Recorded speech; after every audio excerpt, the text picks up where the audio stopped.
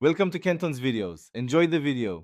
You start by confirming the ISB appointment and the exact service type, GPON versus point-to-point, so you know the ONT and splitter requirements.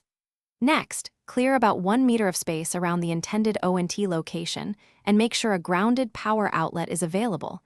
This reduces delays during installation. Once done, gather the essential tools: a fiber stripper, connector cleaner, and a torque screwdriver for enclosure screws. Make sure the installer can access the exterior entry point without obstruction. You route the fiber from the entry point to the ONT using the shortest, safest path. Avoid sharp bends and keep at least a 30mm bend radius to prevent attenuation.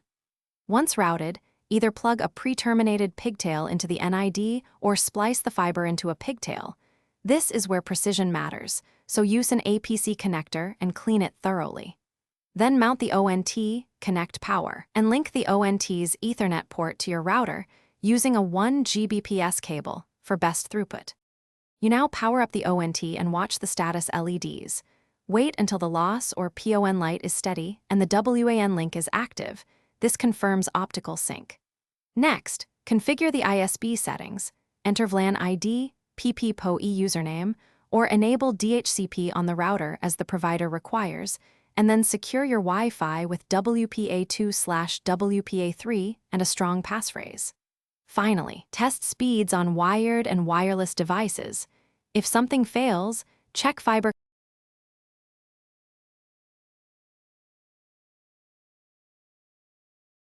Thanks for watching. Consider subscribing if we helped you.